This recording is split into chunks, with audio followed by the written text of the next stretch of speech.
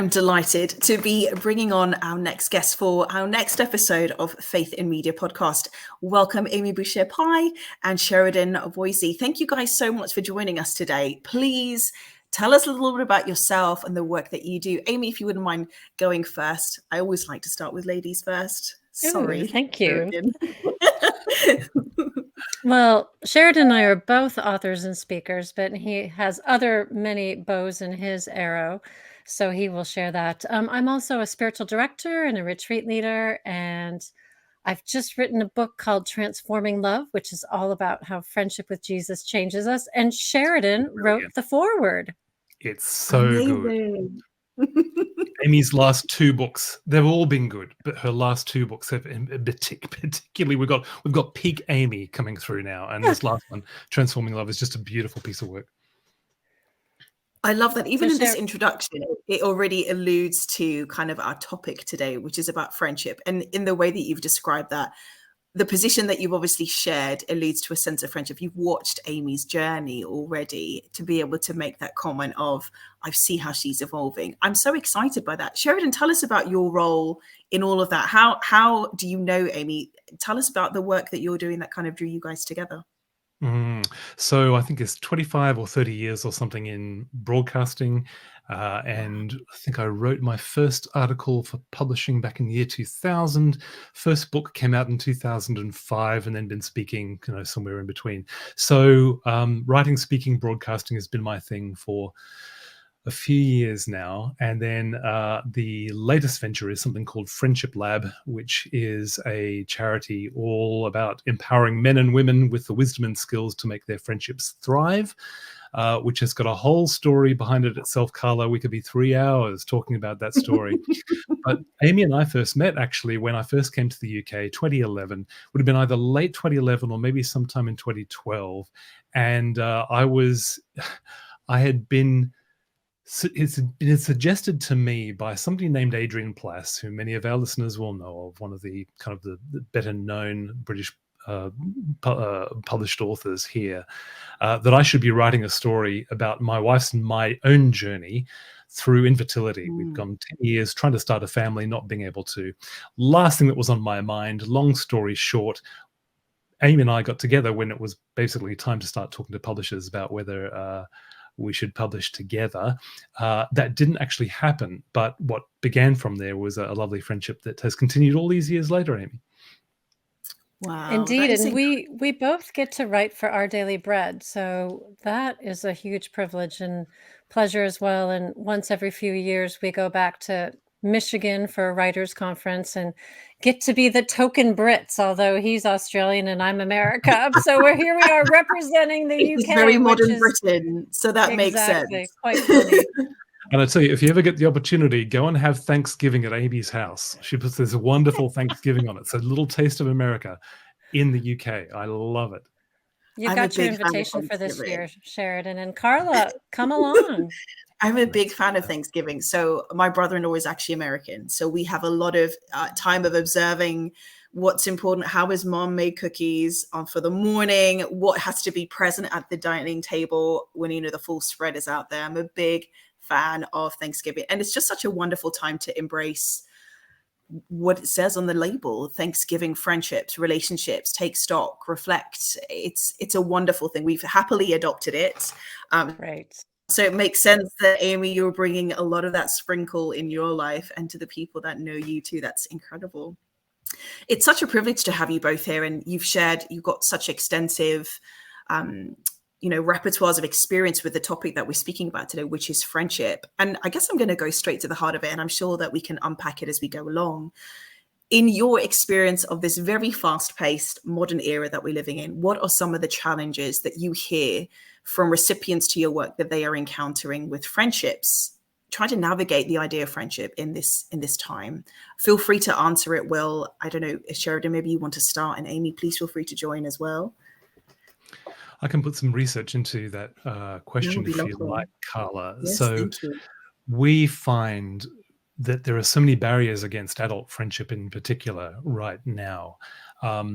We could talk about so many different things. We could talk about the rise of toxic individualism that has us all focusing inside rather than outside to other people. We could talk about political polarization. We could talk about the rise of single occupancy households. We could talk about so many things. But actually, the research comes down to really 3 or 4 main barriers, the first one of which is busyness. Friendship suffers because we are just all so busy. The second one that comes out is a lack of trust. And when it comes to social skills, because often we kind of think, oh yeah, I know a few people in my life that, they don't have any friends, but they're kind of a little bit difficult people. That actually very rarely shows up on the research at all. It's generally busyness, it's a lack of trust. And the second one, actually, the most important one is mobility. We have moved around from place to place to place, and I am the biggest culprit. I've moved, I don't know, I've lost count of how many houses I've lived in across 2 continents and multiple different capital cities. So all of that means that it's harder for us as adults to both form and maintain friendships. And so that leads to a whole heap of answers in terms of prioritizing friendship in our lives and things like that. But those are the big barriers that really kind of slip in. Wow. And what I was looking at in my book is it's friendship with Jesus. So how can we find intimacy with Jesus, the risen Christ, looking at the stories of Mary, Martha, and Lazarus? They weren't traveling disciples, but they were some of his closest friends. Indeed, in John's gospel, it says that they are those whom Jesus loved. So in this dearth of friendships, and when we're so busy and we're so stretched, there's also this sense of, who are we? Are we finding affirmation from God? And then are we able to give out from that intimacy to others? So I've really found that in talking with people and leading retreats and giving this material, this wonderful material about how we can be friends with Jesus. I mean, God is the everlasting God and the creator and holy and other. And yet God became man, and God offers this deep, close intimacy with us through the risen Christ. Looking at these 3 individuals and their friendship with him, we become better friends. That's incredible. I think both of you raise such important elements as to how we need to consider all of these lenses when we're looking at what friendship is looking like in our society today. And I feel we've mentioned the challenges, we've mentioned the research that you so helpfully pointed out there, Sheridan, but both of you have devoted your lives through your work to really providing answers and articulation to understanding what these challenges are. Because I think you mentioned, even Sheridan, the element of like social skills have been under major disruption with the evolvement of technology. But we are not people that are without a hope, particularly if we belong to the family of God and we belong within the Christian or the kingdom culture. What would be kind of your point is like, what should we be doing in this time? We are changing, but God and his nature, and as you said, Amy, the way that we've been taught with regards to looking at God as the ultimate friend, how should we be navigating this new terrain? If that makes sense. I hope that was clear and cohesive. Well, can I just throw in the necessity of having a definition of friendship, because that's where we mostly go wrong. And then Amy, I'm sure you can pick this up when it comes to the wonderful story of Mary, Martha, and Lazarus, and the friendship that they have with Jesus that is indeed transforming. Many of us get friendship wrong. We misunderstand it for other relationships. And you find that many people, perhaps people when they retire, realize suddenly, actually, the people that I thought were friends were ultimately always colleagues. So we often mistake colleagues for friends. A colleague can become a friend, but there has to be some extra steps that happen as a result of you going outside of the office, going to a pub, going to a cafe, getting into each other's homes, things like that. We can mistake, particularly as Christians, we can mistake serving others as friendship. I did that. I became a Christian at the age of kind of 18 or so. I was the loner kid in primary school. I was the one who was kind of walking around the schoolyard looking very purposeful, but it was to cover up the fact that I didn't have a group to sit with. when I became a Christian later on, I did better in high school. I had always had friends in high school. When I became a Christian at the age of 18, I had this combination of this sensitivity to the people who were being left out on the fringes, combined with the scriptures, combined with the Spirit of God, who then was propelling me to go and love other people, to bring those people on the fringes in. But by the time I'd reached my 30s, my wife was pointing out, hey, the only people we ever spend time with are the people you're trying to help. I had, again, misunderstood what friendship was. Friendship is, by necessity, it's mutual. It's not one person giving and giving and giving. It's both people giving and taking and having this lovely rhythm like the sea, coming and going as we're both kind of importing into each other. So we can misunderstand friendship. So the definition that we work with on Friendship Lab is a friend is someone I can talk to, depend on, grow with, and enjoy. And all of those four elements are really important, and it's mutual. We both are engaged in this lovely relationship together. It's a free relationship. Nobody's forcing me to be friends with you or you with me. It's outside of the office, even if it started in the office. And it is something that we just love and enjoy. So somebody we can talk to, depend on, grow with, and enjoy. Now, if you go and look at the story of Mary, Martha, and Lazarus in Luke 10, and then in John 11 and 12, if I remember correctly, Amy. You got it. You find all of those four elements in there. Definitely. What an amazing seg. Isn't Sheridan fantastic? And absolutely. Can I just give a little plug? I got to be on Sheridan's pilot course for the friendship. What's it called? The friendship course? The Friendship Lab. Friendship Lab. And it was fantastic. So listeners out there, please do take part in it. It's wonderful, very empowering. But yes, it's amazing how Mary and Martha, and we don't ever hear from Lazarus, but he's obviously Jesus's friend as well. You have all of these snapshots of how they are fully themselves with Jesus. So Martha gets mad because Mary's sitting at his feet. Mary's being countercultural because she's a woman and only men would sit at the feet of the rabbi. And then Mary and Martha both just lay out their grief to Jesus when their brother dies. Martha is matter of fact and saying, Jesus, if you'd been here, my brother wouldn't have died. And Mary says the same thing, but with deep, deep sadness, pain, the sense of betrayal. So Jesus meets them, and it's exactly what Sheridan was saying with these waves and the moving forward and the mutuality. There was such mutuality with these three siblings in Jesus, and that's what our relationship with Jesus can have as well, which means that in turn, we can define friendship with others with the four things that Sheridan was talking about. I think that is so helpful to know that these tools are available. And that was a very, very understandable, very real and very, I think, entitling plug there. I will absolutely be looking at Sheridan's content because I think that we could all use some help in this area. I think for us, depending on kind of spaces that you occupy, some of these challenges are a lot more pertinent or maybe more pressing than others. To be quite honest, I think growing up in a ministry family like myself, also being an immigrant child, trying to navigate and identify what is an actual friendship has not been an easy thing to kind of understand or learn, especially when you're in really formative stages of growth, trying to figure out personal identity, which I think you alluded to earlier as well. Because from that space, can I give out this healthy sense of that wave, two-way, mutual, reciprocal kind of friendship? And I think people are asking, how do I start again? Or how do I try to do that now? In light of like, these are all the challenges that we think that we're facing, even before we try to, approach people that might potentially seem to offer us those things. And we might be able to offer in turn. How would you describe that there are ways that we can kind of take the first steps in that direction? Would you like me to start on that Yeah, one? please do. I'm really the warm-up act for Amy. I kind of just warm things. I think you're both doing great together. I hand it over to Amy to wrap it up and you've got the answers. I'm just going to cut you off right there.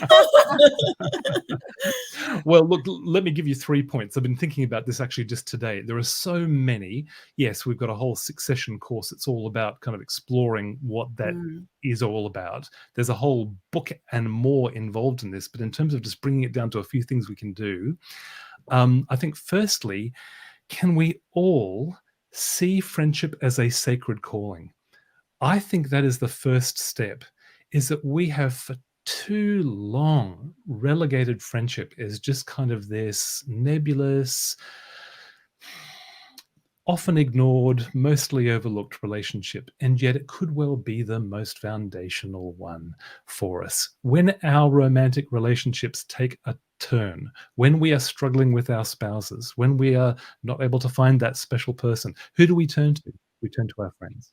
When we are going through difficult times at work, when the business goes south, when we lose the job, who do we turn to? We turn to our friends. When Jesus then goes on after that period of time where we have that wonderful story of Mary, Martha, and Lazarus, when he goes on just a few days later, he's having one last Passover dinner with his disciples, and he says, I haven't called you servants anymore, I've called you friends. And he also says, love others the way I have loved you. So those two things, wrapping those up together, Jesus is saying, friendship is a holy identity, and I'm asking you to love others the same way as I've loved you. That makes it a sacred calling. So to have a friend as a sacred trust, to be a friend as a sacred calling, so that's the first thing. We have to then lift this identity of friendship up and say, this is a very holy thing that we are to do. Secondly, I would say that it's important for us to prioritize friendship in our diaries. Yes, we are all busy, incredibly busy. There's a lot of reasons for that. Sometimes it's hard to pay the mortgage these days on just one wage. So we've got maybe all members of the family working together just to stay alive. The fact is, though, Ofcom tells us that the average amount of time that people in the United Kingdom spend watching streaming TV and scrolling social media alone, before we talk about radio, podcasts, and everything else, is around 5.5 hours per day. Wow, per day. So long time. That amount of time. If you have that much amount of time to be able to scroll and watch endless repeats of Big Bang Theory, I would suggest that we all have time for friends. A little check-in with a friend is going to take you, 15 seconds, just a text. Hey, mate, how you doing? Are you feeling better from getting over COVID? Or it might be a catch-up call. Hey, mate, how you doing? I'm not calling for any reason than other to find out how you are. How long is it going to take? 10 minutes, 15 minutes? Or a meetup where you get together for an hour. You've still got 4.5 hours for all your social media scrolling. So the first one is really focus on friendship as a sacred calling. Second one would be prioritize it in our diaries. It doesn't happen organically when we are adults. That used to happen when we were at school and we were all in the same place every single day, and the bell rang at 3:30 and we could all go home and play. We don't have that freedom anymore. And then the third one I'd say is be the initiator. Don't expect everybody else always to launch in. And by doing those three little things, the catch up, the check-in and the meetup, well, then you can be the initiator, and that can help to stimulate friendship as an adult. Yeah, I think it's so interesting that the three of us are talking about friendship, because we are all out of our home country in one sense. This is our home country now. But I know for me, friendship was a desperate need when I first moved here 25 years ago. I had been a single professional woman in Washington, D.C., tons of friends. And then I came here and I'm like, okay, I'm Mrs. Pye. Who is that? And I don't have any girlfriends. And I before the Lord, I said, Lord, please, can you just send me a friend? And God is a God of abundance, and he sent me 3. And interestingly, one was South African, Carla. One was Scottish and one was Irish. And so it was very funny. I was living in England and he didn't send me any English friends. But I think so out of that deep need, I just knew that I needed friendship. So then I did some of these things that Sheridan was saying. You know, I initiated, I put myself out there, I was vulnerable, I asked. And I think because I live a country away, I do a lot of those things reflexively that Sheridan was saying, that the time out. I love using some of that kind of wasted extra space in between appointments, while you're queuing, while you're waiting, just to do those quick texts. Now, it's not the same. Like yesterday, I got a text from a friend, call me when you have a moment. And I'm like, oh, okay, what's wrong? And actually, it was like she said, somebody read your Bible reading notes and they loved them and don't give up writing them. So it was this gorgeous check-in. But if you're an introvert, you're like, oh, do I really have to pick up the phone? But what a blessing when we do that. So I really, really do encourage everybody to follow Sheridan's tips, because friendship is something that we really value, but we don't know that we value it, perhaps, until we don't have it.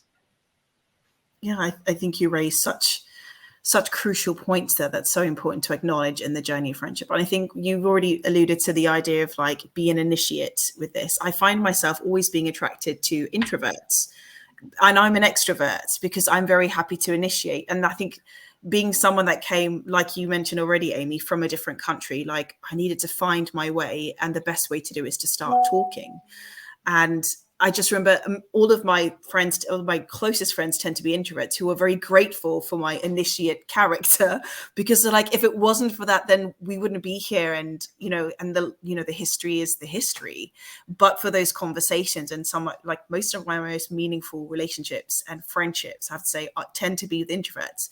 But because they've been dying inside, waiting and hoping that someone was going to do the initiation. And thankfully, I feel like I was the blessed one and one in those kind of scenarios.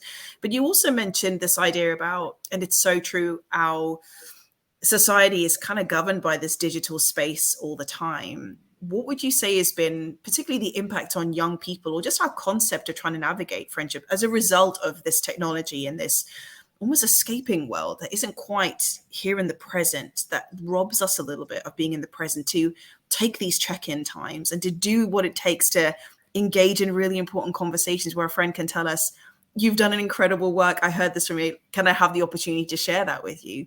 How would you say that's kind of impacted us as a whole? Sheridan, if you don't mind, you can start again, if that's okay. Yeah, I mean, here we are. We're Christians in Media podcasts. Here we go. We are, we're all highly engaged in the social media world as well as the broadcast world, writing, etc. Yes. Social media is a wonderful tool. All of the digital tools are wonderful, wonderful tools. With any tool, there is always some sort of negative aspect that can shape us in a bad way. With television, it was sedentary lifestyles.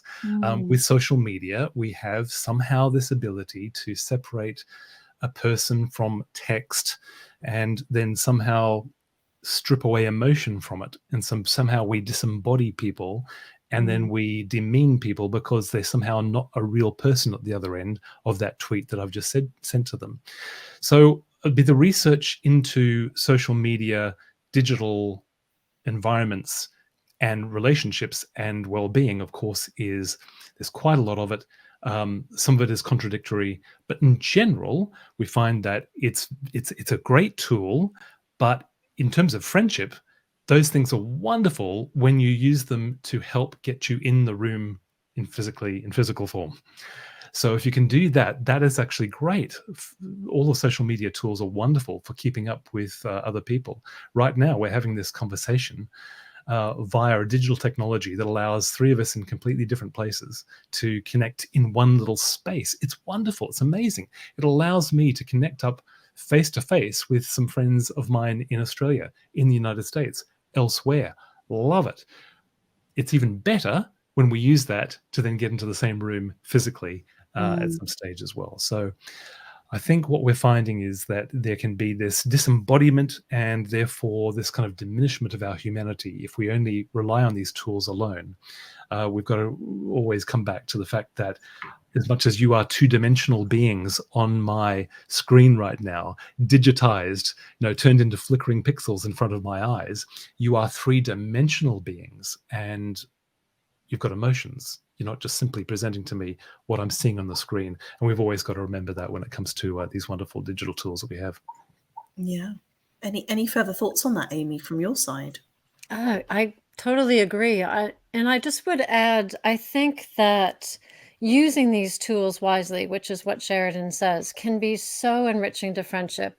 So, for example, two of my closest friends I've only met a handful of times, but we put a time in our diary, an hour and a half every single week. They're both writers. They're both vicar's wives, like I am. And we meet every week. And one of them has severe ME. So she can't meet in person very often.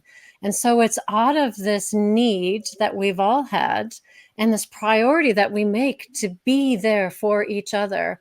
So we were doing this years before the pandemic. So we had figured out how to not talk over each other and to give space and to use this media in such a healthy way to foster amazingly deep friendships. And I don't know what I would do without Tanya and Amy in my life. But yes, there are limitations. And those times when we get to go to Canterbury in person and be together in the three-dimensional, there's no replacement for that. But these tools are so fantastic, and to really use them with, intentionality, I think that's the best of all the worlds. Yeah, I couldn't agree more. I think for me, I think the mercy has been that digital technology has helped me. My best friend lives in Phoenix, Arizona. I will get to see her once a year, if that. And of course, you mentioned the pandemic. That really was a major disruptor because I've not seen her for 2 years straight, which is wild.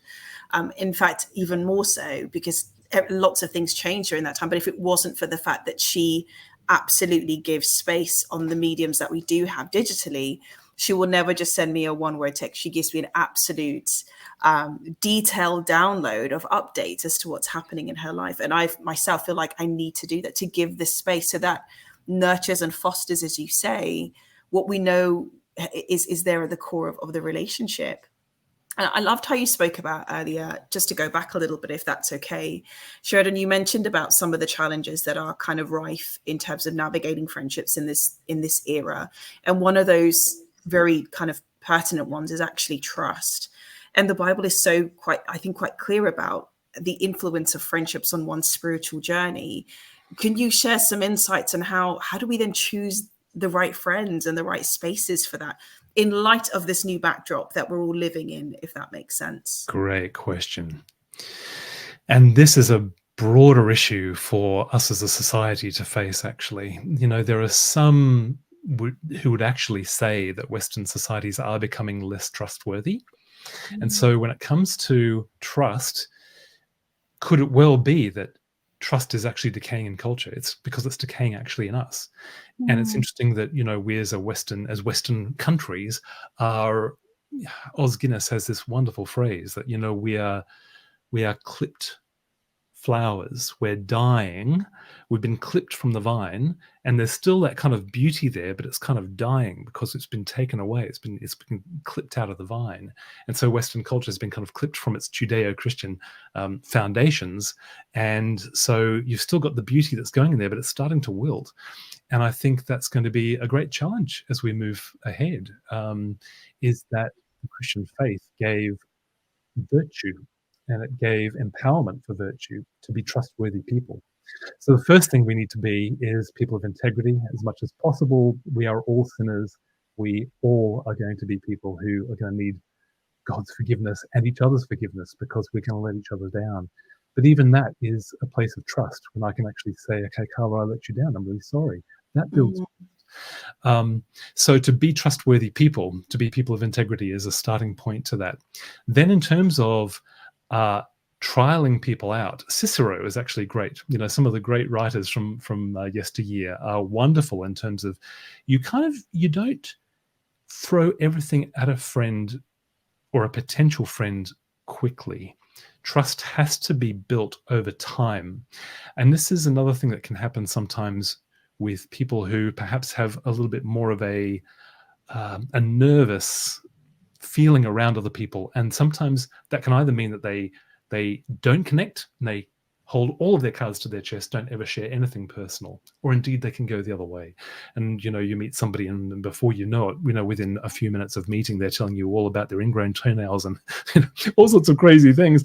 And the fact that they're running away from their third partner and, all of that. And it's like, whoa, too much. Why is that too much? Because we haven't built the trust yet. You don't know that I'm trustworthy. I hope I am, but you don't know that. And whoa, you're throwing way too much on me. Oh, it's a little bit too much. Trust builds as we get together and we have a coffee. And I might throw out just something small out there to see if you're trustworthy with what I share with you. And I find that over time you are trustworthy with that. And so a little bit later on, I'm going to share maybe something else and then something else. You're going to reciprocate, share something else with me. Trust is going to build that way. So it builds intentionally, but it builds over time, not too quickly, but certainly with some vulnerability along the way. That's incredible tips. Amy, anything that you might want to share to that question as well, if you can, that would be wonderful. Well, just piggybacking on what Sheridan said, because he said it so well, is just the need for discernment, isn't it?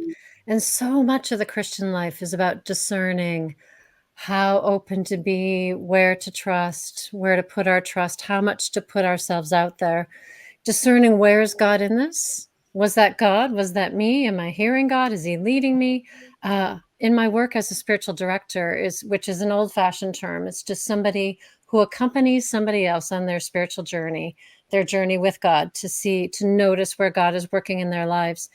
That the sense of discernment is one of the things that we need to develop the most.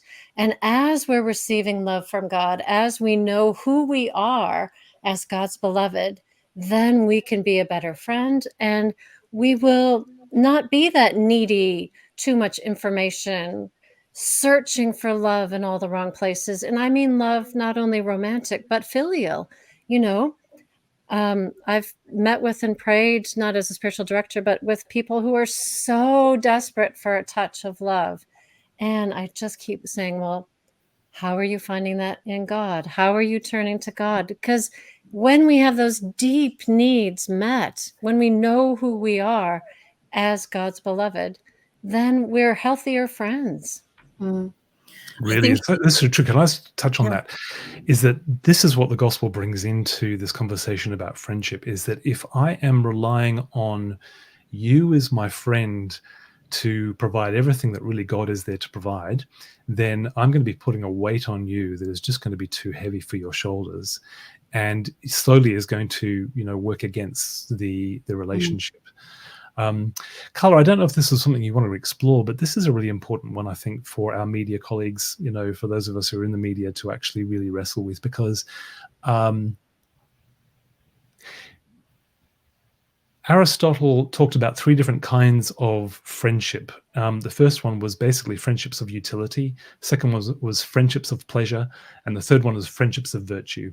Friendships of pleasure, well, we get together, we love playing tennis together, and that's really, really fun. Doesn't really go beyond that. Friendship of virtue is, no, I see something great in you and I really like that. I'm attracted to you, and you vice versa. And we have this friendship that is of a higher level, if you like. Friendships of utility are probably the most common ones. I'm friends with you because I can get something from you. You're friends with me because I've got contacts and we can connect you with somebody else. That, I would argue, isn't actually friendship. It's good collegial relationships. It's that kind of reciprocity of function. I can help you, you can help me. But so many of us stay in that kind of level of relationship. And so when it comes to developing friendships within the media, with our other colleagues, then it comes down to some of the things that Amy's been talking about: discernment, about appropriate self-disclosure, about getting out of the workplace, not talking about work stuff, but starting to venture into, what do you do on Saturday mornings? Tell me about your Sunday afternoons. What was the highlight of your weekend? Oh, it was actually taking my son off to soccer. Oh, how long have you been coaching soccer?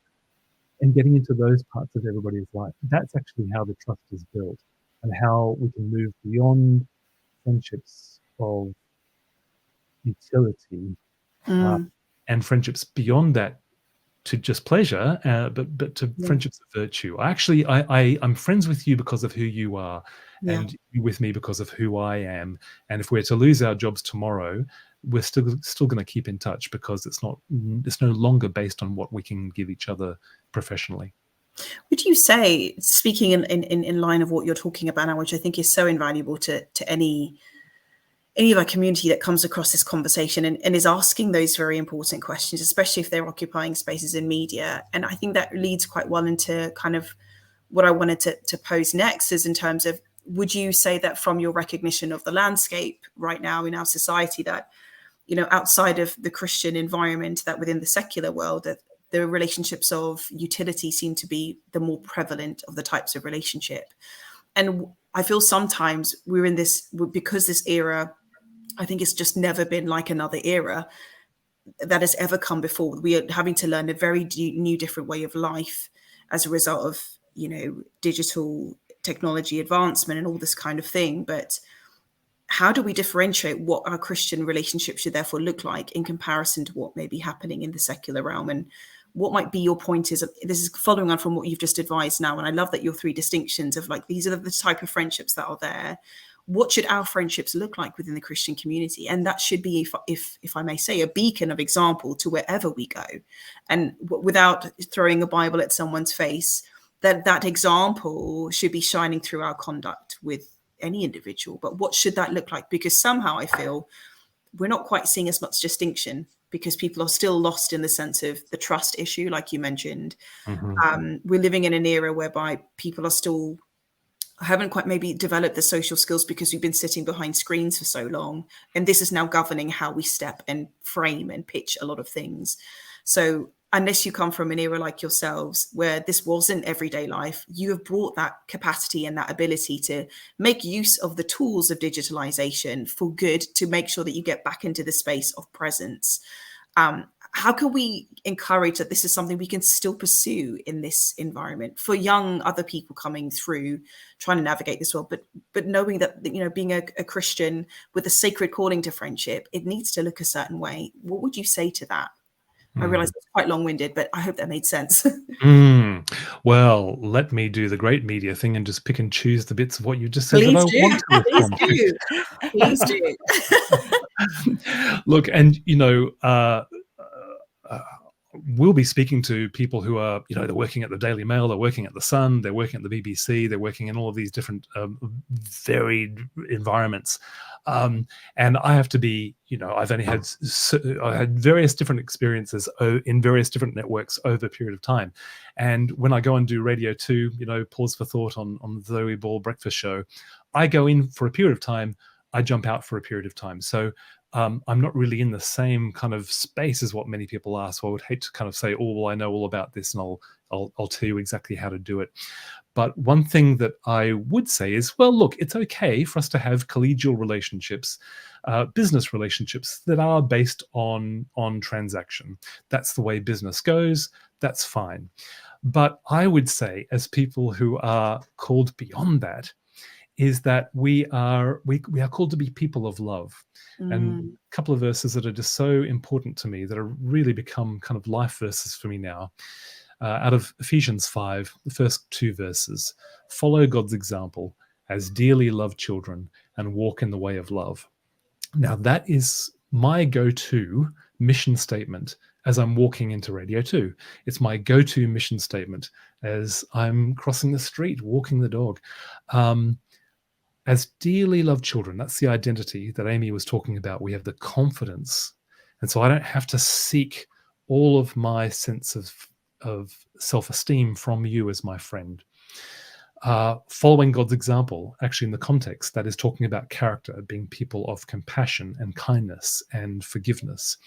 And then walk in the way of love. It means that what you can give me in terms of contacts or opening doors into that studio or into that interview or whatever, is not the sole thing that I'm going to be pursuing. I'm also going to be interested in who you are and how you are doing today.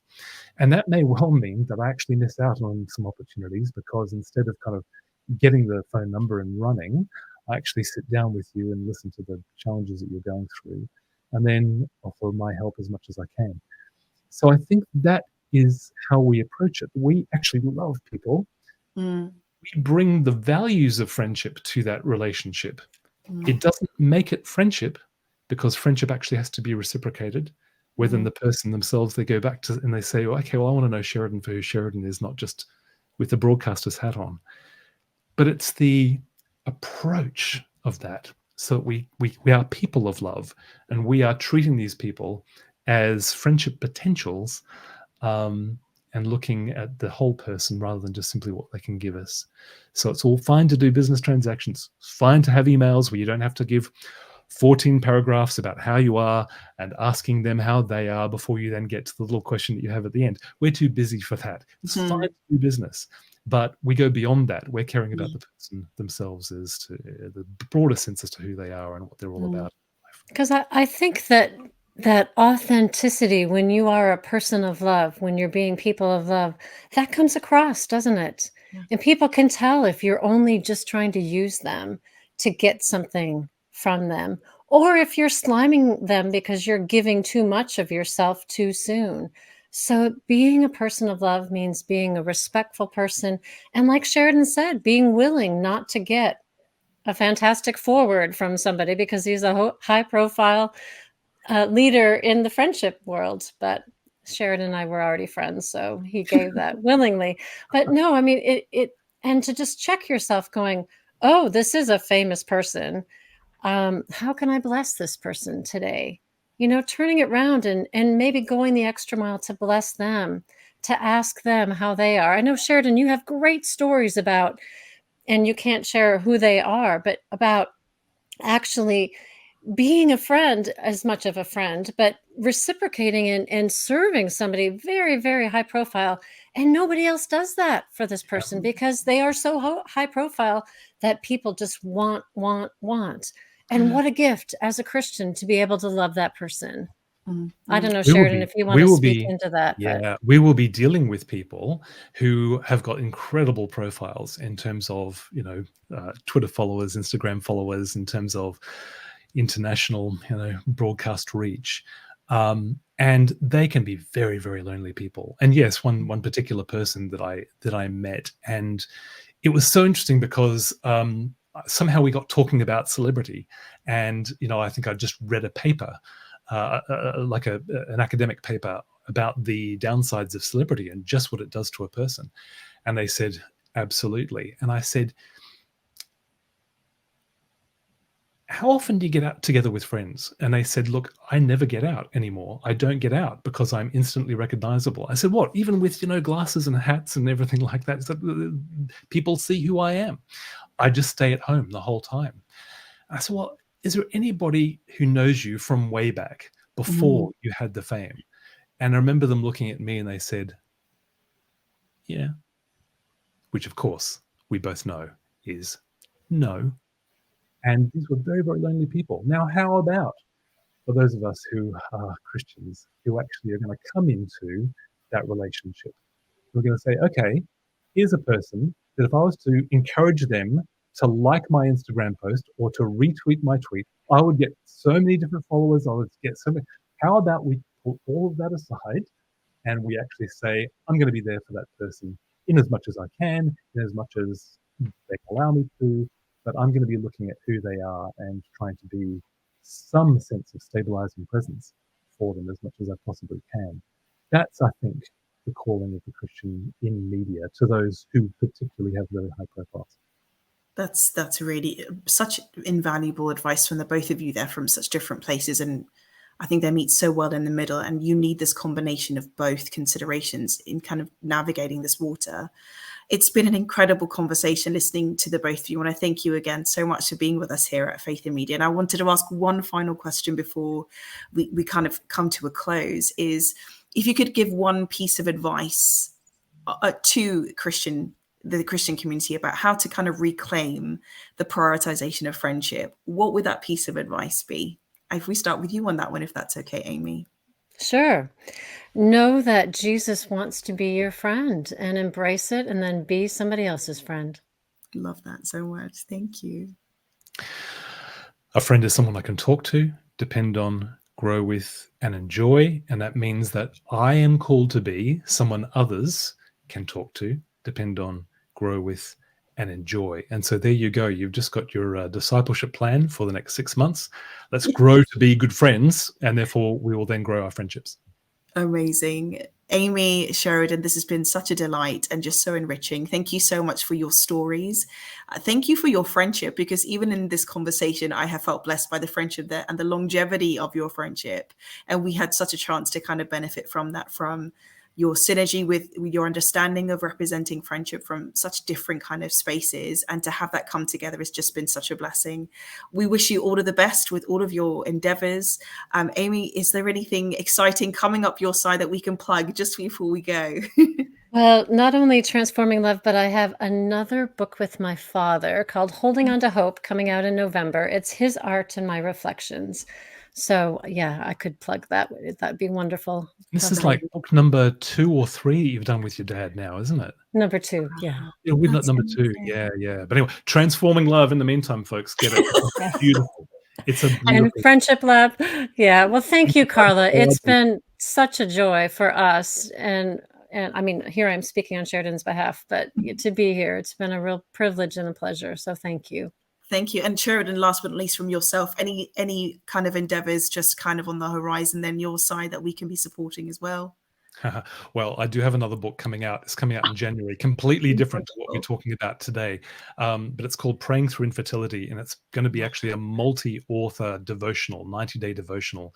Got 36, 38 something contributors from 12 different countries who have all walked that path and have shared so incredibly powerfully, beautifully, vulnerably about walking through that journey. Very different to our conversation today, apart from the fact that the vulnerability they share has meant that they really will become fast friends, I think, for many readers. But Friendship Lab is a huge multi-year project. So no, that's going to be taking me for quite some time. But friendshiplab.org, if anybody wants to explore that a little bit further. Thank you so much. Again, thank you to both of you. It's been such a blessing, and it's been such an honor to have you here. And we wish you all of the best. Thank you and goodbye. Thanks, you.